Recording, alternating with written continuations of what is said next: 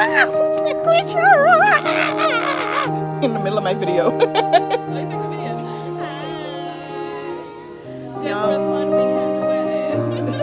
Y'all have a good time now. Thank you.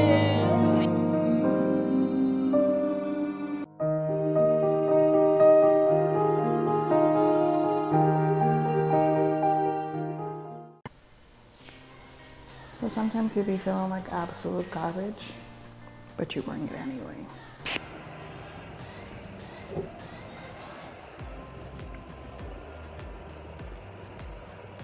Okay, so first of all, it is super hot, so let me just get that out of the way. I'm sitting on the rooftop of my apartment, and I am getting it together because this is something that I needed to start a very long time ago, and this is a great opportunity as I turn another page to get this whole thing going. So here I go. I started off my journey in Thailand and loved it. Did I really start my journey in Thailand? Okay, I started off my journey in LA, but that was only for 3 days. But I really started my journey in Thailand. So here we are living in Bangkok and loving it. Like, I am loving this whole city life because I'm an island girl. So of course I love the city life. And then we moved to Chiang Mai, which is way more family friendly, and I really love the environment. I like the people. Like, I felt so safe and comfortable when I visited Chiang Mai, and so I decided that that's where I was going to move to. So I went to Chiang Mai, loved it. It was perfect for me and Zamira.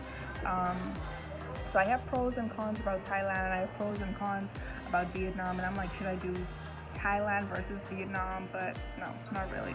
I'm just going to talk about everything that I experienced there that was good for me, and the type of family the type of experience that I'm having, because I'm traveling as a single mom, and my 8-year-old daughter and I am world schooling her.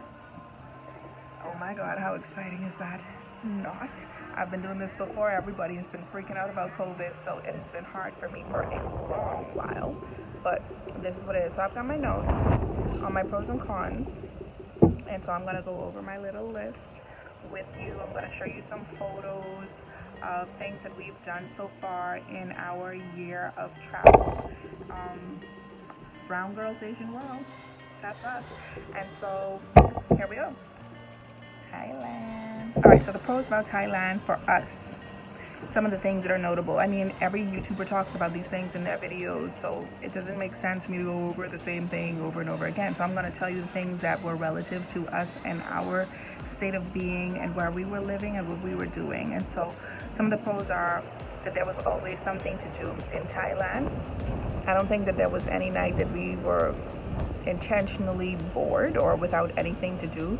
And another thing is that we felt so safe. So no matter what time of day or night, I've always felt comfortable leaving my apartment or house, depending on where I was during that time, to go out and have experiences in Thailand. And yeah, the food is amazing. Food is 99% excellent. Like, there weren't many misses in Thailand as far as food was concerned. Like, we went in, we got things, we tried new things. Samira became so experimental, which is so good. I was so happy for her to try things, and even though she didn't like a lot of the things, the point was that she tried, and so that's always good. But you have kids that are picky eaters, and my daughter is definitely a picky eater, so that was something that truly made me happy.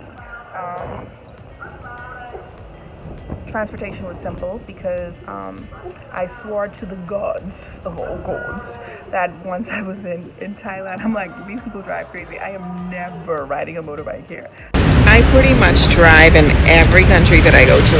I am never planning to drive in Thailand. Like, I didn't even want to jump on the back of a Grab motorbike, but that's a different story for a different day, because obviously I ended up doing that crazy stuff. But yeah, it is. Transportation is simple. You just get the app on your phone. You go wherever it is that you want to go. Where are my sunglasses? I can't see. It's so bright. Oh my god, it's right here. I can't do an entire video in sunglasses, right? Anyway, I'm gonna do it like now.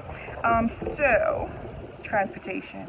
I thought that the people were very polite and kind there. I'm gonna end that there. Very polite. I found it very polite, and a lot of people were very helpful for the most part. There was a great sense of community as far as expats. Once I got there, people were really nice and helpful, and showing you places, and there were tons of groups and stuff on Facebook that you could find and figure out things to do while you're there. So that was a great thing. It was absolutely beautiful. Like, I am in love with waterfalls and mountains, and I guess it's because those aren't things that I've had growing up in my life, and so I got these experiences to have continuous waterfalls and mountains going on, and so it was something that I really enjoyed. It's something great about Thailand. I went chasing waterfalls. Yes, I did. It's definitely affordable. That's really important. That was important for me to start this nomad life, to find somewhere that was definitely affordable for us to live, that I could be comfortable and I could live off of my savings, because that's what I did. Like, I am not like a digital nomad. Like, I don't work, I don't teach online and all that stuff. I work, stack, travel, and so that was supposed to be the plan for the course of my journey for the first 2 years, until I figured out where it was that I wanted to be and what it was that I wanted to do. COVID kind of stopped that, but it is what it is. What can I do with it at this point? So those are my pros about Thailand. The cons were, the ever-present immigration issues. Like, who doesn't hate having to do border runs and dealing with immigration every time you move from one place to the next, and recording that this is where I've been and all that stuff. Like, I hate that tracking garbage. Like, that is for the birds. But it's their country. I wanted to be there. I did what I had to do during that time. It is what it is.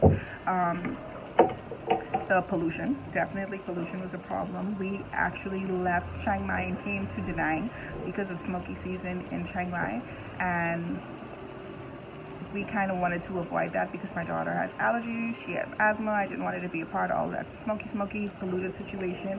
The air quality the rest of the year was better in Chiang Mai than it was in Bangkok, and plus it's like so much hotter in Bangkok than it is in Chiang Mai. It's like quite a few degrees cooler to me. But the heat was not good for me because, yes, I come from a tropical climate, but I don't want to be hot all the time. I like to be cool, and so that means I'm going to be running my AC, which means my bill is going to be high, and nobody wants a high bill at any point for anything. But it's just what we were dealing with at that time, and so there you go. And there was a bit of xenophobia. Like, I hated going out and seeing signs that said Thais only and stuff. Like, what's that about? Like, why we gotta do this? But I guess other than that, those were the cons for us with Thailand.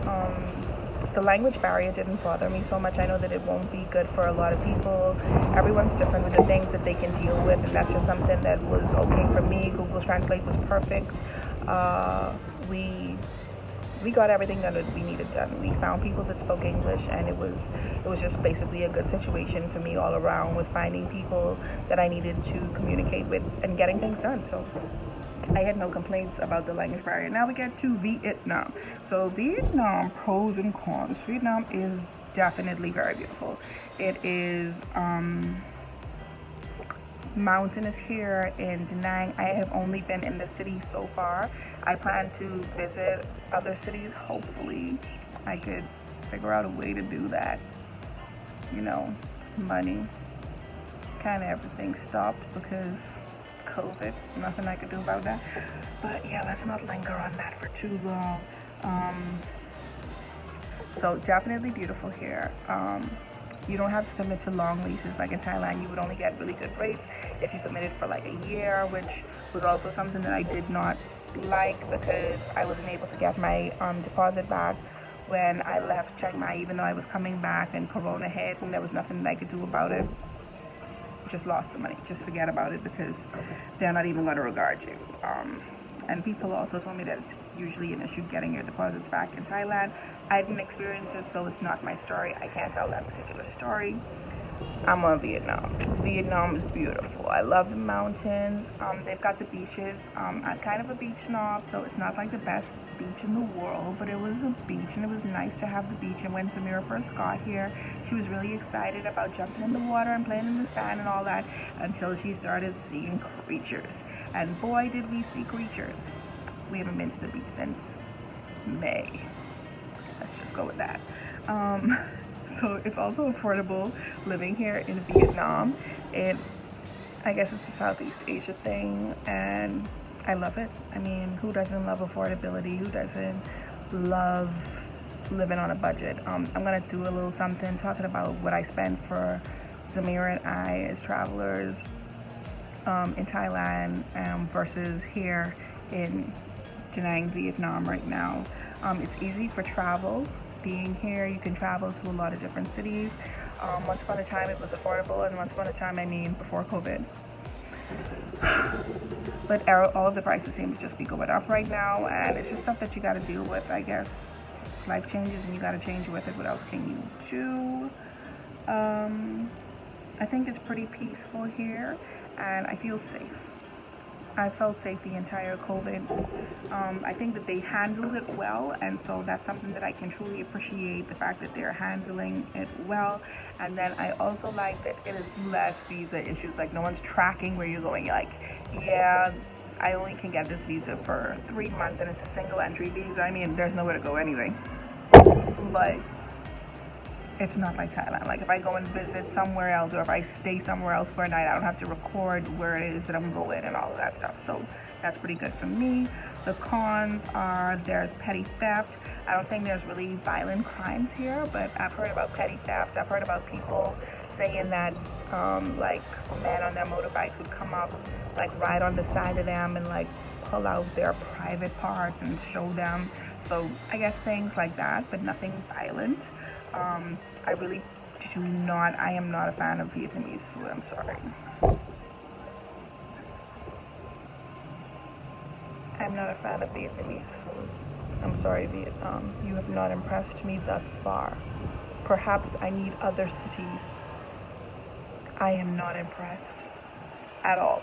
So basically, I eat Western food all the time, and because I eat Western food all the time, that means I spend more money than I would like to be spending here in Vietnam, because the Vietnamese food is not so good. And then even when I find Vietnamese food, it's really, really expensive. I don't understand why it has to cost so much.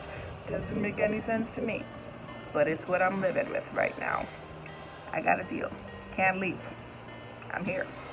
And then there's also the issue of traffic.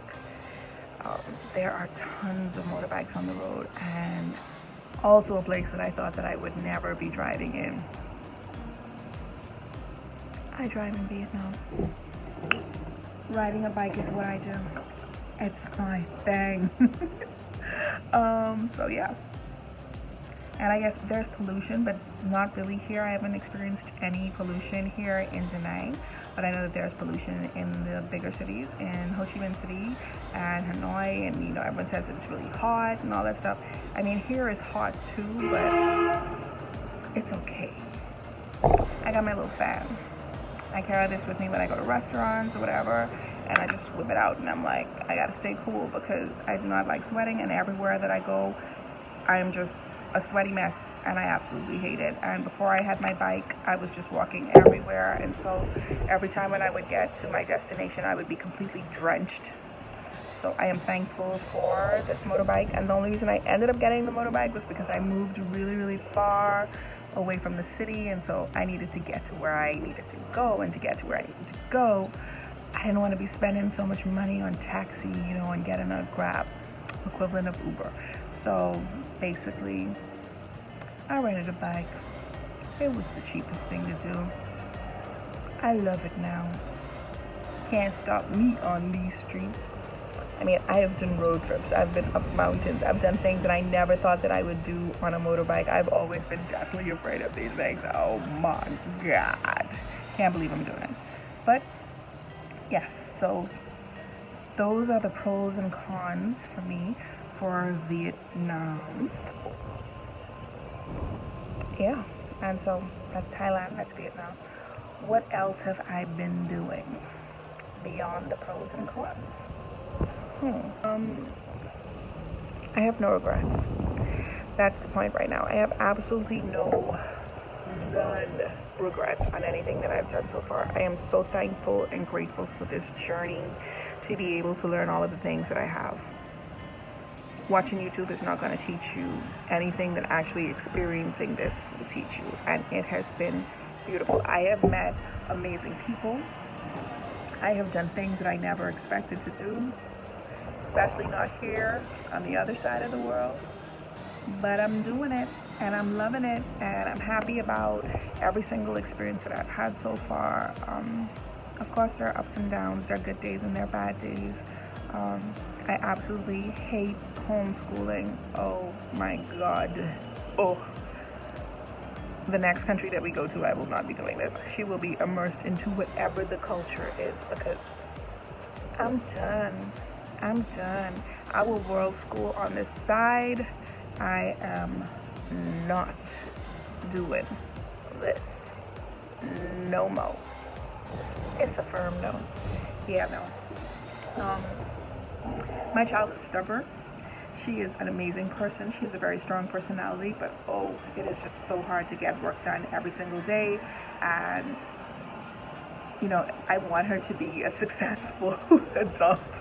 And maybe I'm not the person to bring that success to her life. I mean, we all have our part to play in parenting our kids, but I'm going to put her in a school, let her be immersed, and we'll go from there. That's the best that I can do with that situation for right now. For me, wholly, like spiritually, mentally, physically, as a person, like this journey has been amazing for me. I have learned a lot of things about myself, things that I didn't even realize that I needed to learn and discover about myself. I learned things about other people and understanding. I learned things about tolerance and patience, community. It's just been a different type of experience for me than what I was accustomed to, and I'm glad that I was able to embrace it, not resist it. Everything isn't for everyone, and I've tried certain things and I figured out what works for me, and I'm happy about it. I'm good. Samira is bored out of her mind currently because COVID, there are no kids, there's no traveling kids. We haven't found very many people for her to play with, so most of her conversations are with adults on the daily, and I feel kind of bad about that, but there's nothing I can do about it right now. Absolutely nothing that I can do about it right now, because this is just the situation that we're in. Today, my friend Zena Tara, she took her for the day, and so they're gonna go and have a little bit of fun. They're gonna have lunch and play with her dog and all that stuff. So I'm fortunate to have people that will help me a little bit along the way. I do appreciate that. And so I was able to take that time today to do this video. And even though I wanted to include her in a part of this, we're gonna stick her in. We're just gonna stick her in a little bit later, because now I have this time for myself and I can do my video and I can feel a little bit happy and free, and I don't have to worry about anything, because I tend to worry because sometimes I'm like, I'm just gonna go out to a coffee shop or go and do something, but I'm always rushing to get back home because I know she's there, even though I would tell like one of my friends in the building, like, hey, Samira's home, just listen out for her if she needs anything. But I don't know, this is expat life. Expat life.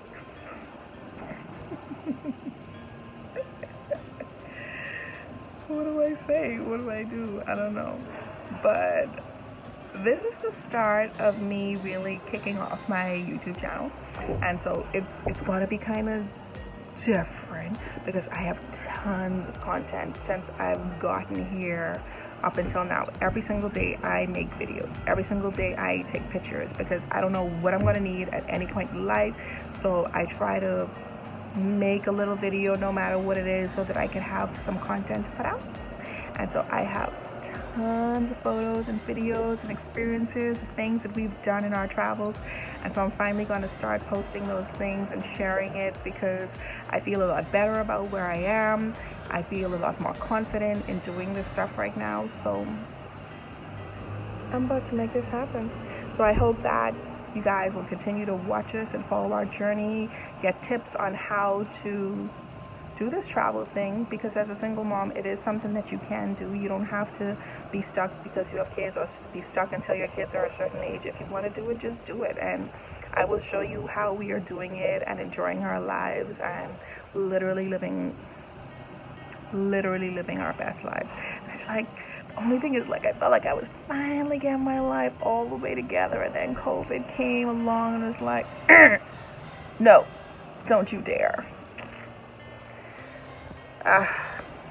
Oh well. I don't let too many things bother me anymore these days. I'm just not living my life that way anymore. I refuse.